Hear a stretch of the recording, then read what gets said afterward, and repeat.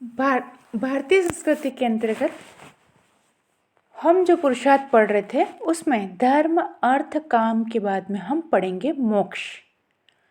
मोक्ष का लक्षण, तात्पर्य एवं स्वरूप। मैं डॉक्टर सीमा शुकोनी, एसवीपी राजकीय महाविद्यालय डूंगरपुर से। मोक्ष मानव जीवन का अंतिम पुरुषार्थ है।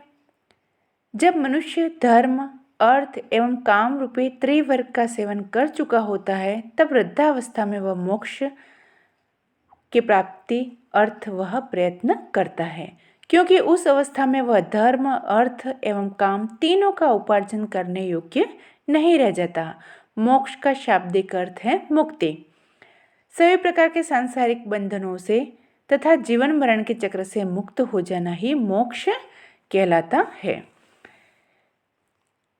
यह तब संभव होता है जब प्राणी अपने आत्म रूप में अवस्थित होता है, और आत्म रूप में अवस्थित होने का मतलब बाहरी जो दुनिया है उससे हटकर जब खुद को समझने लगता है कि मैं इस दुनिया में क्यों आया हूँ, मेरा इस दुनिया में आने का कारण क्या है, ये सब जब समझ जाता है तो वह क्या होता है, आत्ममय हो जाता है। अपनी आत्मा को, अपने आप को जानने की कोशिश करता है, पहचानने की कोशिश करता है, और इसी के तहत वह जो है वो मुक्ति को प्राप्त करना चाहता है। अर्थात वह समझता है कि जब धर्म अर्थ और काम ये तीनों ही उपार्जन करने योग्य नहीं रहते तब वह प्राणी अपने आत्म रूप में अवस्थित होकर मोक्ष की प्राप्ति हेतु अध्यात्म के सोपान का इच्छुक होता है। वह पूर्णतया आध्यात्मिक होने की कोशिश करता है। अध्यात्म भावना के हेतु अष्टांग योग का विधान किया गया है।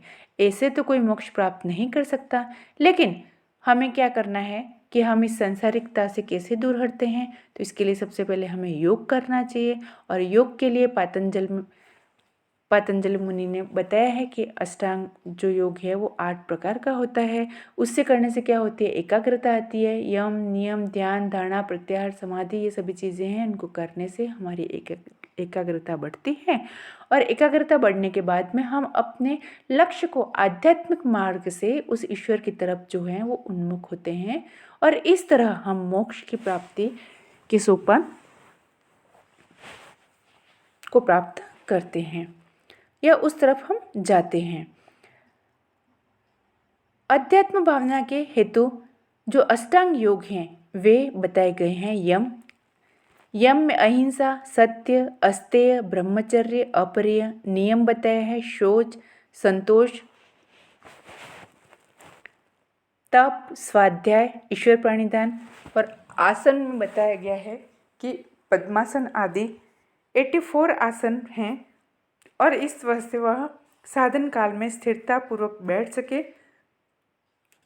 कष्ट न मिले, इस तरह प्राणायाम में श्वास की गति पर नियंत्रण रखना, प्रत्याहार, इंद्रियों को अपने विषयों से हटाकर, विषयों से का मतलब है कि जैसे हमारी जो भी इंद्रियां हैं वो काम वासनाओं की तरफ क्या होती है, आसक्त होती हैं, उनसे हमारा ध्यान हटाने के लिए केवल एक ही उपाय है कि उन विषयों से हटाकर हम क्या करते हैं, प्राणायाम करते हैं।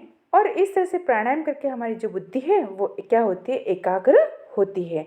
मन एवं बुद्धि के नियंत्रण में करना, अपने इंद्रियों को अर्थात बाहरी विषयों से ध्यान हटा देना, और इस तरह वह अपनी इंद्रियों को वशीकृत कर सदैव अध्यात्म पथ में लगाए रखना। इसके बाद आता है ध्यान। आत्मभाव में एकाग्र होना ही ध्यान कहलाता है। साधक आत्म प्राप्त्यार्थ सगुण या निर्गुण ईश्वर के किसी भी विशिष्ट स्वरूप का ध्यान कर सकता है। यदि वह इस लोक में क्या करेगा, वह नासिकाग्र पर दृष्टि एकाग्र कर ध्यान का अभ्यास करना चाहिए। यदि उसे परलोक की प्राप्ति में मोक्ष चाहिए तो वह इस तरह से योग का अभ्यास करे।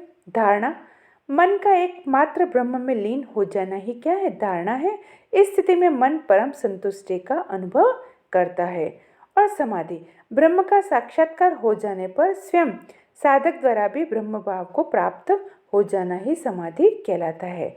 इस अवस्था में साधक परम आनंद को प्राप्त करता है। मोक्ष का लक्ष्य पारलौकिक सुख की प्राप्ति है। अतः यह तो स्पष्ट है कि मानव मोक्ष के लिए तभी अग्रसर होता है जब इहलौकिक सुखों से वह बिल्कुल ही हट चुका हो।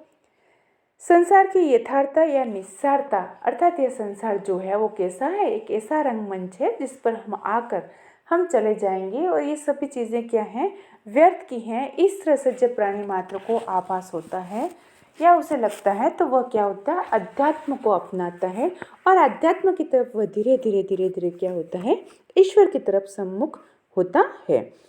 श्रीमद् भगवद गीता में कहा गया है कि मोक्ष हेतु 3 मार्ग बताए हैं, ज्ञान योग, कर्म योग एवं भक्ति योग। और यही उपनिषदों में 2 मार्ग बताए गए हैं, प्रवृत्ति मार्ग एवं निवृत्ति मार्ग। इसी प्रकार श्रेय तथा प्रेय मार्ग कठोपनिषद में कहा गया है। श्रेय मार्ग का मतलब श्रेष्ठ मार्ग जो ईश्वर की तरफ ले जाता है, अर्थात हम जिससे मोक्ष प्राप्त करते हैं, और प्रेय मार्ग जो बंधन का मार्ग कहा गया है।